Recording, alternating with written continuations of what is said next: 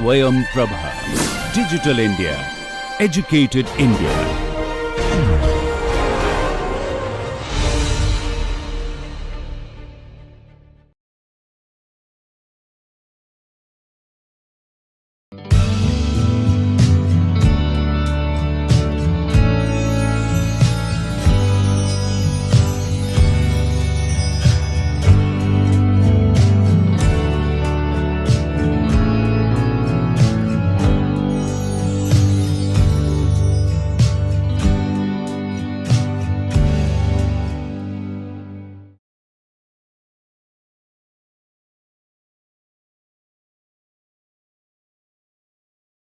I welcome you all to the session of Thermal Engineering Basic and Applied, and today we shall discuss about the regimes of engine operation, and then we shall discuss about the operation of a simple float type carburetor. In the last class, we have discussed about the stoichiometric air fuel ratio. As such, by discussing the need of an important element in the context of the operation of SI engine, that is the carburetor, we could establish the chemically correct or stoichiometric air fuel ratio for a fuel having chemical formula C8H18. Following similar procedure, it is also possible to obtain the stoichiometric fuel air or air fuel ratio, and lastly we discussed that it is not necessary that engine will always get stoichiometric air fuel ratio during its operation. Instead, for any particular type of fuel, carburetor would be able to provide fuel air ratio or air fuel ratio for a range, and that is known as combustible range. So, if we recall that for the fuel which we had taken C8H18, for that fuel we could write that stoichiometric air fuel ratio, say stoichiometric air fuel ratio is here, that is 15.12. Still we had discussed that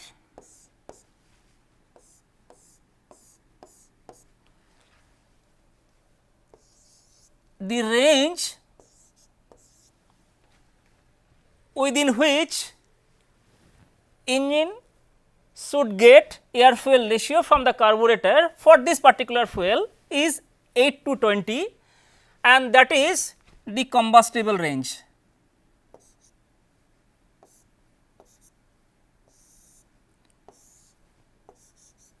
So, this range is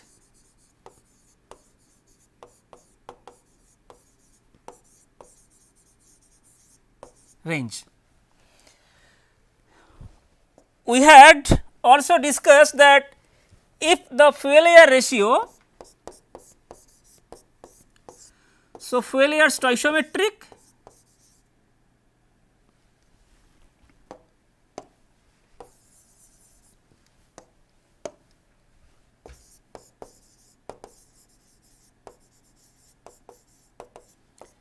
equal to 15.12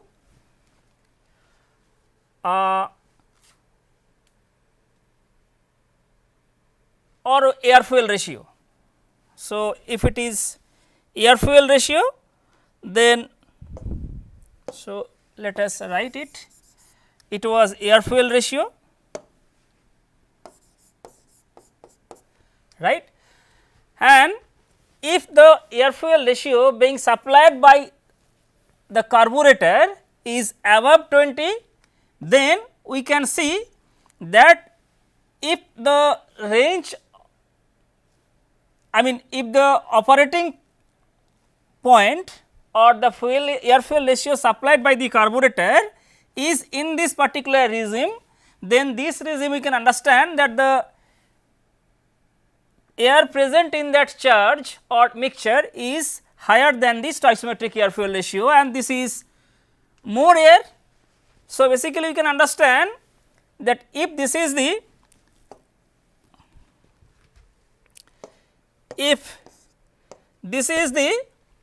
regime of operation, then the air present in that mixture is more, so that though fuel will act chemically correct, I can't say that fuel will act chemically correct, rather fuel will act chemically correct, but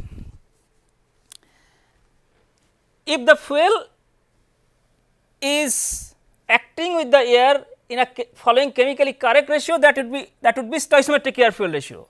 But when the amount of air present in the charge is even higher than the stoichiometric ratio, but if that is definitely, if it is 17 then also higher, but if it is above 20, that is beyond the combustible range, then the heat that will be produced is dissipated by the air present in excess, and the result is combustion will not sustain. So, that means in this regime, when the amount of air present in the mixture is more than its stoichiometric ratio, rather much higher than the stoichiometric ratio, it is beyond 20, then it is known as lean mixture.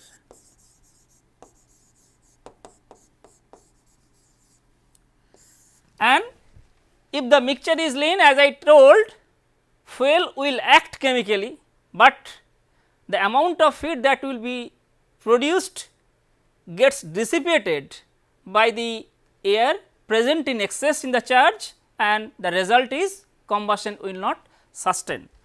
What about if the ratio is less than 8? So, you can understand, if we now focus on this particular regime that is shown by this hatched portion, in this regime if we take out any particular point, and so this is, so this axis is fuel air ratio, right. It is, if it is less than 8, then it is far away from the stoichiometric air fuel ratio. What does it physically indicate? It indicates that the amount of air present in the mixture is less than the stoichiometric air fuel ratio. Even if it is 8, it is also less, but if it is less than 8, that is below the combustible range, then the amount of air present in that charge or mixture is much less than the stoichiometric requirement. And what will happen? Fuel will take part in the combustion, amount of heat that will be produced will be absorbed by the excess amount of fuel. What does it physically signify? In this particular regime, amount of air is less, rather fuel is more. So, this particular regime is known as rich mixture. Okay. So, this is the rich mixture, and you know that here also combustion will be there, because combustion will be initiated by the spark plug, but the amount of heat that will be produced will be absorbed by the fuel which is present in the mixture in excess, and the flame will not sustain. So, whether if it is above 20 or below 8, in both these regimes combustion will not sustain. So, the condition is it is very unlikely that carburetor would supply always stoichiometric air fuel ratio, but the carburetor should be designed in such a way that it would be able to provide air fuel ratio within this range, and that is the combustible range. So, since we have understood that it is not possible to supply stoichiometric air fuel ratio for this particular fuel we are talking about, definitely this range will be different if we consider different fuels. So, you know that if it is not 15.12, then if it is 17 or if it is 10, we really do not know. That means 15.12 is the stoichiometric air fuel ratio. Sometimes engine may require higher than 15.12, but less than 20. Sometimes engine may require air fuel ratio which is less than 15.12, but higher than 8. So, depending on the requirement of fuel air ratio, depending on the need of the fuel air ratio, based on the power output or load of the engine operation can be divided into 3 different regimes. What are those 3 different regimes? So, basically we can write. So, try to understand, neither we are trying to go to the lean mixture regime, nor we are trying to arrive at the rich mixture regime. Instead, we are trying to be in this combustible range. Even within the combustible range, depending on the requirement of air fuel mixture, which is solely based on the power output or load of the engine, we can divide the engine operation in 3 distinct regimes. So, here I am writing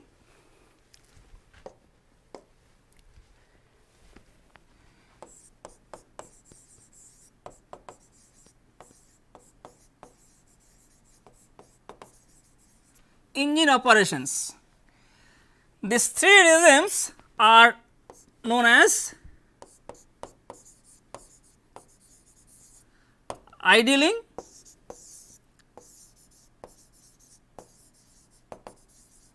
cruising regime, number 3 is power regime. So, these are 3 regimes of engine operation solely based on the amount of fuel air mixture being supplied by the carburetor to the engine cylinder, and but whatever the amount would be, either for idling or for cruising or for power, that requirement must lie within this combustible range, and these 3 regimes are based on the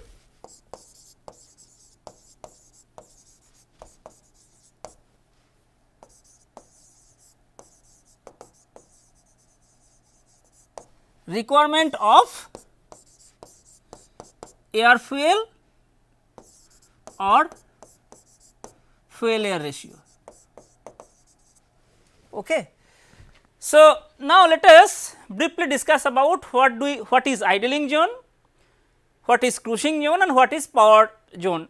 Briefly let us discuss. So, if we try to draw the schematic, that it would be clear to you all. So, if we try to draw the schematic,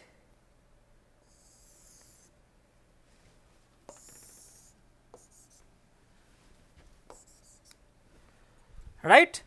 So, what I had written, this is based on the requirement of air fuel mixture or fuel air ratio, mixture of fuel air and air fuel ratio, and this essentially, this particular ratio essentially varies with a change in engine load. So, if we look at, essentially we could classify these 3 different regimes depending on the load or power of the engine. So, if we try to now draw, so this is air fuel ratio or say fuel air ratio, air fuel or fuel air, that is, and this is engine load. right. If we use any particular fuel say C8H18 and if we mark this is the, so this is air fuel stoichiometric. So, this is air fuel stoichiometric. If this is the C8H18 it would be 15.12 or if it is fuel air mixture it would be 1 upon 15.12. Now, quite interesting that we shall discuss after drawing this. If the load say this is 0, if we this is 0, say this is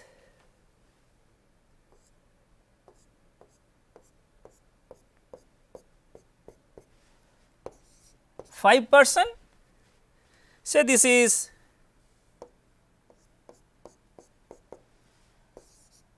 20% of the I shall discuss it now what does it mean. Say this is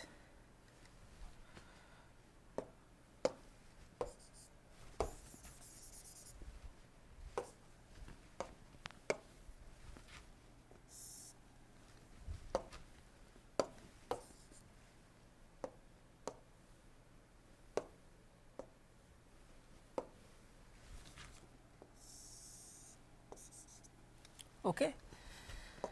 Then if it is say 80% and finally, say this is 100%. So, this is what I wrote earlier is load. So, this is load or I am writing now percentage opening of throttle valve.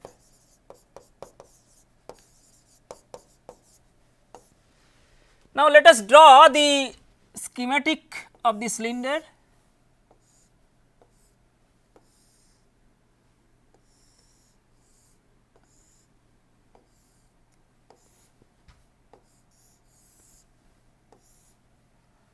This is exhaust valve, this is intake valve, say this is spark plug and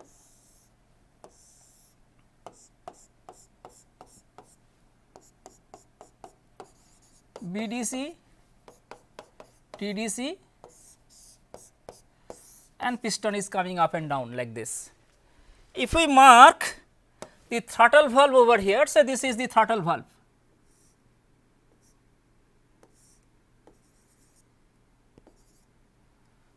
So, this is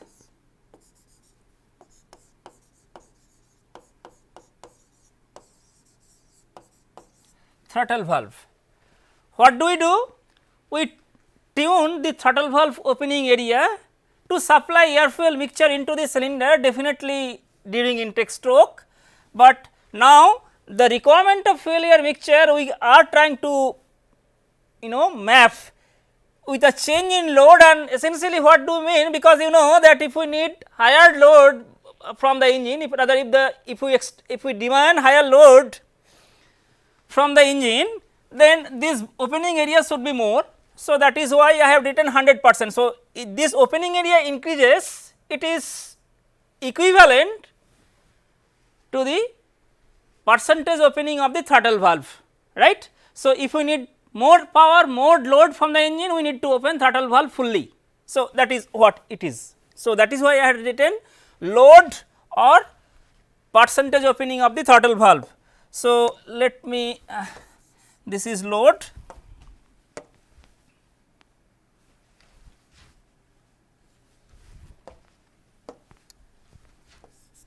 okay. So, see, question is intuition says that when load is less, theoretically the fuel air ratio or air fuel mixture to be supplied by the carburetor to the engine should be less, but it is not the case. Let us plot it, then we shall discuss. So, if we plot, this is the curve, then this is, say this is from A, this is B, up to this is C, and say this is the, this is curve C.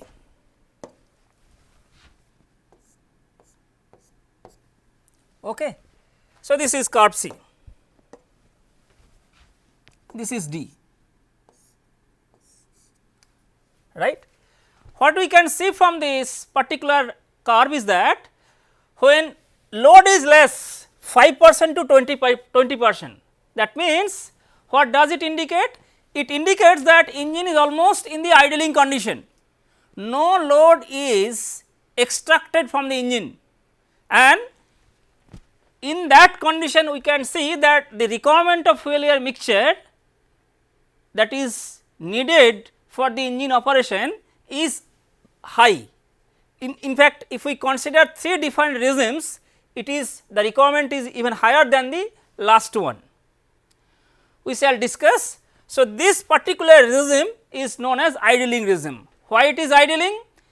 You have seen that maybe engine is started, but no power is extracted from the engine, just someone has started the engine, but engine is not in the running condition, or there is no power developed by the engine, there is, to be precise, there is no load extracted by the engine.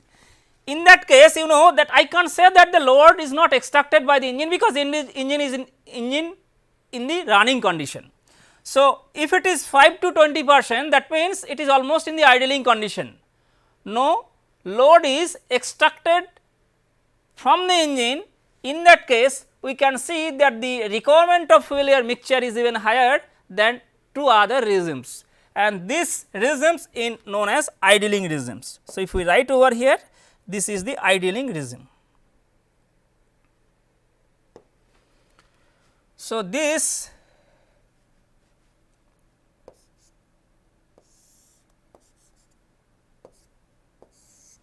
is known as idling regime. Okay.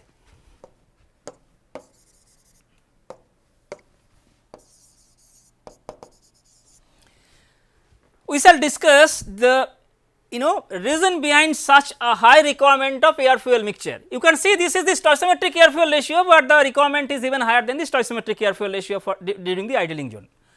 Next is B2C, and in this regime we can see that engine is almost getting stoichiometric air fuel ratio from the carburetor, and this is from 20% to 80%.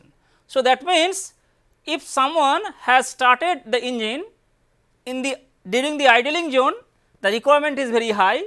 The moment at which load is extracted from the engine is giving us some load, then our logical set logic, it is quite logical that requirements should be more, but what we can see from this diagram is that requirement is getting reduced and almost it is running at the stoichiometric air fuel ratio. So, this is basically the economy setting of the engine, right. So, most of the time engine runs in this regime, wherein the air fuel mixture or fuel air mixture to be supplied by the carburetor to the engine is the stoichiometric air fuel ratio, and this is the maximum fuel economy regime. So, this is known as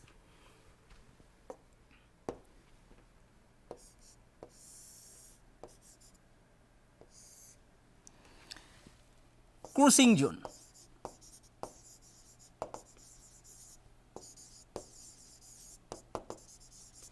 So, this is the cruising regime. Okay. Next is, so that means in the cruising regime we need to open the throttle valve. So, when engine is in the idling condition, throttle valve is almost closed, it is almost closed, but not fully closed, and we need to supply fuel air mixture to the engine cylinder. That time the mixture should be rich with fuel, not air. So, the fuel air, that is what I have written over here. If we know, if we plot, this is fuel air ratio, or should I write over here is the air fuel. So, this is air fuel stoichiometric or fuel air stoichiometric. Okay. So, this is the cruising regime, and next one is, so basically throttle valve is almost closed, partially open, and in that regime, that is the idling regime, we need higher fuel air mixture. When we are trying to have a change from the regime, from the idling to the cruising regime, we can see that we are trying to bring maximum fuel economy by supplying stoichiometric fuel air ratio to the engine, and this is the regime wherein the fuel economy is attained and engine runs most of the time in this regime. Then you can see that the throttle opening area should be increased. So, that means we are trying to extract load from this 5% slowly, and when the load is varying from 20% to 80%, that is the throttle opening area should be 20% to 80%, then I mean engine is giving us maximum load at the best fuel economy, and that is what we can see from this regime, is that stoichiometric air fuel ratio is being supplied by the carburetor. Now, when we need to open this throttle valve from 80% to 100%, that means we are extracting more, or we are expecting more load, more power from the engine, and then it is quite obvious, it is quite logical even, that if we need to shift the regime from cruising to the power, that means we are trying to extract more power from the engine. If it is the case, then definitely we need to supply more fuel air mixture, because we are trying to get more power, more load. So, throttle opening area should be more, and as a result, not only as a result, because of this throttle opening area should be more, because we need to supply maximum or higher mass flow rate of fuel air mixture, and the requirement of fuel that would be supplied through that mixture to the engine also should increase, and that is why you can see that it is also increases. I mean this fuel air mixture, the required fuel air mixture also increases, but try to notice that the requirement during even power regime is not equal to that which is needed during the idling regime. So, this regime is the power regime. Why it is power? Because we are trying to obtain maximum power from the engine, and if it is the case, the required fuel air ratio should also be higher than the cruising regime. What we can understand from this discussion is that cruising regime is the regime in which we are getting maximum power with a best economy in fuel. So, this is the most important regime of the operation of engine, and the requirement is the stoichiometric air fuel ratio. So, this is fine. Now, let us briefly discuss that we can understand that when if it is, so long as the required ratio is the stoichiometric ratio, then there is no question, because we are supplying stoichiometric air fuel ratio, chemically correct air fuel ratio, we are trying to attain best fuel economy, at times getting maximum power, but the requirement is maximum during idling regime and also in the power regime. The higher requirement in the power regime is justified, quite logical even, because we are trying to get more power, and you can see that the throttle opening area is increasing. But why the requirement is so high during the idling regime? Now, let us look into that particular aspect and For that we need to draw the schematic once again. So, if we draw the schematic,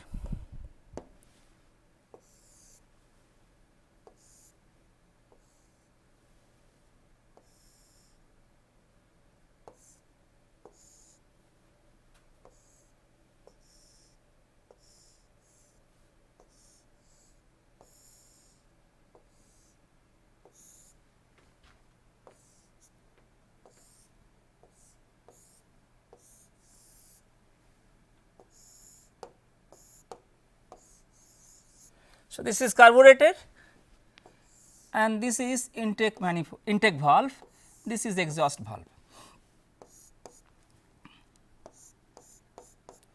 This is top dead center,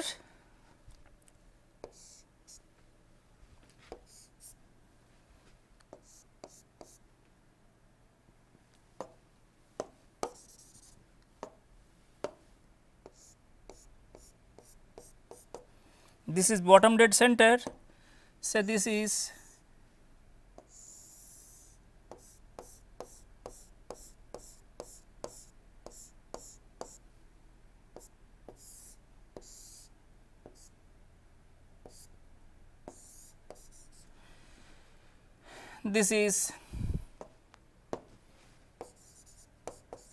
bottom dead center, this is exhaust manifold.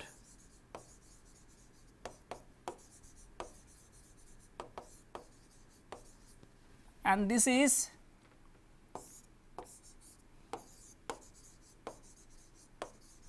intake manifold, this is spark plug and this is carburetor, this is fuel supply, this is air supply, right. So, let us now briefly recall the strokes, rather several strokes. Intake stroke. So, if it is intake stroke,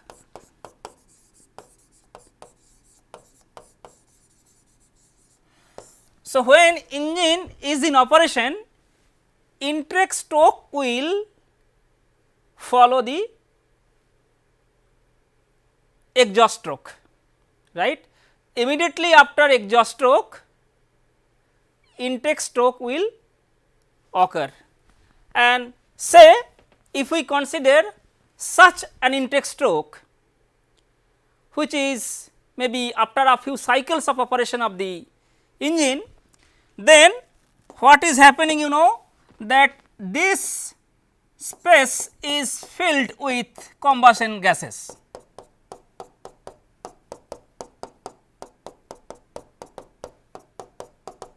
So, this is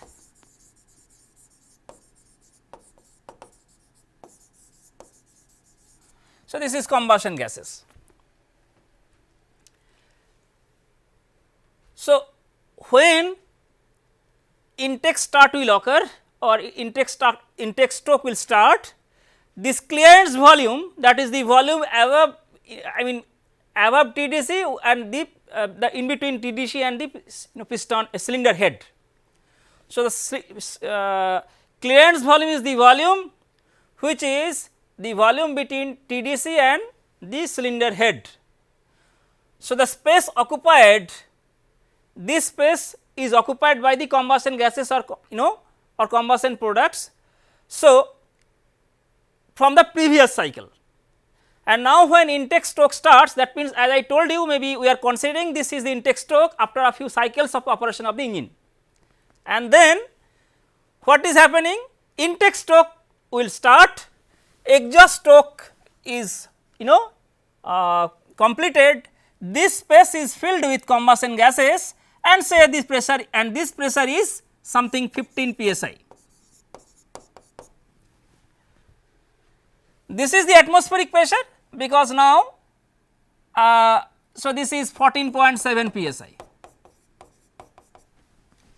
So, pressure inside the cylinder will be even still higher than the atmospheric pressure. Exhaust valve will be closed at the end of the exhaust stroke. So, pressure still is higher.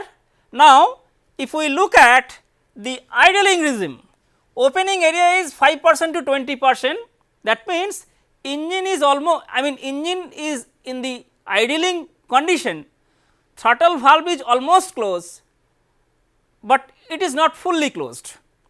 What will happen, that if we, this is the throttle valve. So, throttle valve is almost, this is the throttle valve.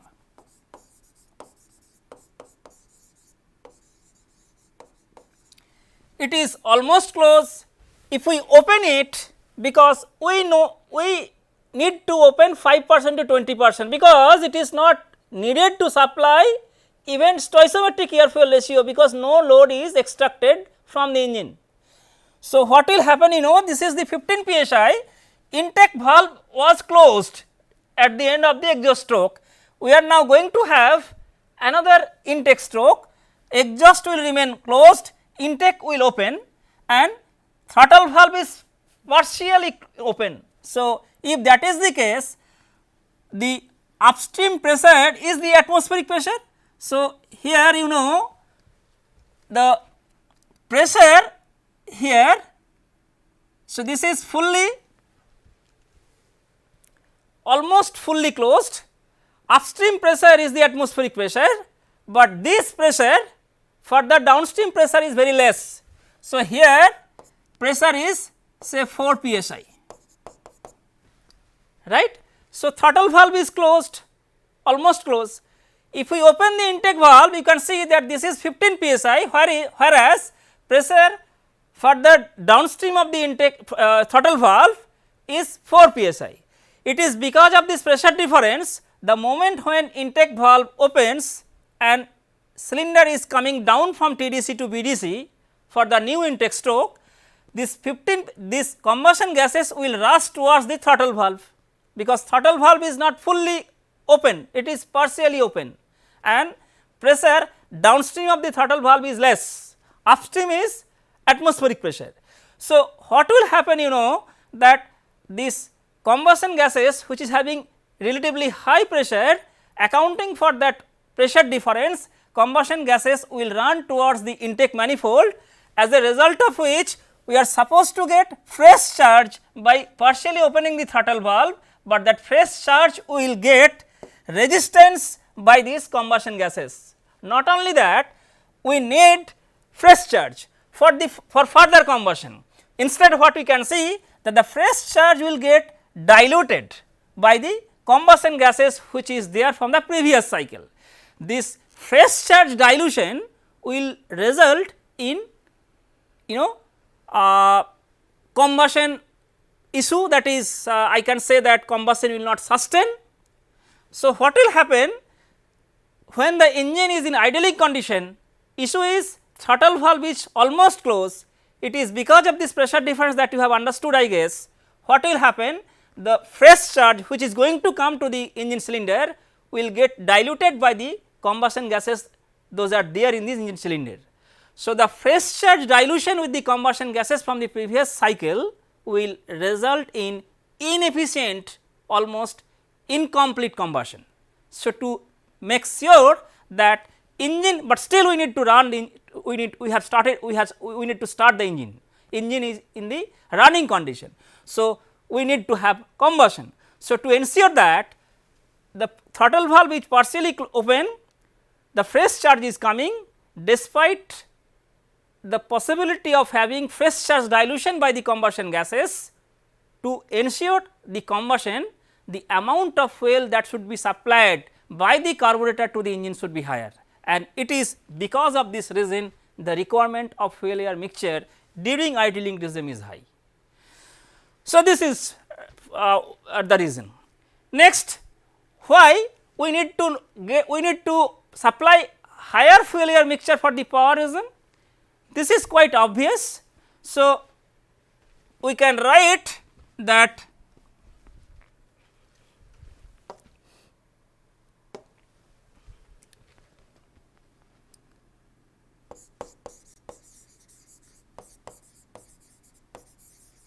fresh charge dilution by the combustion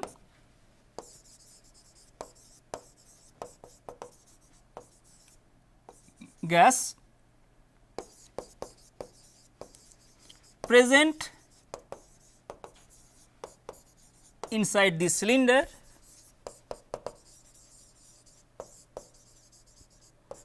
from the previous cycle is responsible for the higher fuel air ratio during idling regime. Okay. So, this is the consequence.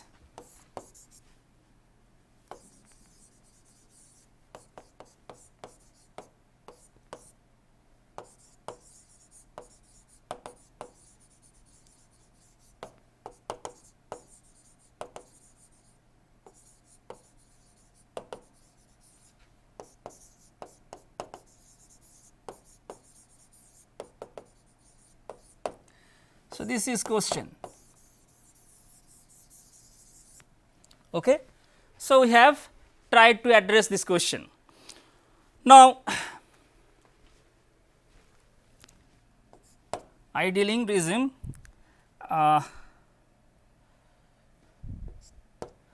idling regime. So, this should be idling regime. Okay. So, next we shall discuss why the requirement is even higher during the power regime. So, this is quite obvious, as I discussed. It is even logical to set the requirement from the economy setting to the higher setting during power regime, because we need high power or high load from the engine. So, you can see that if we need high power or if we need to get high power or high load from the engine. So, percentage opening of the throttle valve is almost full, and that means the mass flow rate of fresh charge, consequently the mass flow rate of combustion products will be higher. So, when the higher mass flow rate of the combustion gases are trying to go out through the exhaust manifold into the surroundings, then what will happen, that try to understand in this particular regime of operation we are trying to extract more load or more power. So, we need to supply more amount of fuel air mixture. What will happen, that more power, that means the rise in temperature and pressure inside the cylinder will also be more. The rise in temperature and pressure inside the cylinder during power stroke also will be more, and that high temperature combustion gases when leaving from the engine cylinder to the surroundings through the exhaust manifold, high risk areas are exhaust manifold and exhaust valve. So, this exhaust manifold and exhaust valve will be prone to high temperature, and that high temperature may lead to the failure of these two components. Intake manifold is in a safe position, while the exhaust manifold and exhaust valve through which always high temperature combustion gases are in contact, and those are continuously passing through those areas. As a result, these two areas are prone to mechanical damage, and that tendency will be more during power stroke, because the rise in temperature and pressure also will be more. So, engine will not be able to utilize the temperature that we are getting even during power stroke. You have studied in thermodynamics, you know that maybe in the power stroke we are trying to produce more temperature, more pressure by burning more amount of air fuel mixture, but issue is it is not possible to utilize the temperature that will be produced. So, if the developed temperature is also high, the loss of temperature also will be very high.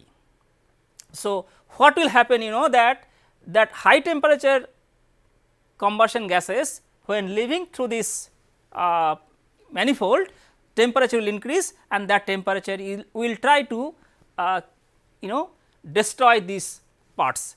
So, to reduce the possibility of having maximum rise of temperature in the exhaust manifold and in the and of the exhaust valve, it is needed to increase the amount of fuel with the mixture that is supplied. Now, question is, if we supply more amount of liquid fuel to the mixture, what will happen that the liquid fuel will try to absorb the amount of some amount of temperature from the temperature that is being produced. So, that reduction will help to save these two high risk parts of the engine, so that we can increase their life. So, the requirement of higher fuel air mixture during power stroke is quite obvious from the fact that we are trying to increase power or load that will be produced by the engine. So, if we are trying to get more power, we need to supply more amount of air fuel mixture, and that is what we can see, that the percentage opening of the throttle valve will be more. But in this regime, if we need to supply more amount of air fuel mixture, then issue is the rise in temperature also should be severe, and that temperature rise will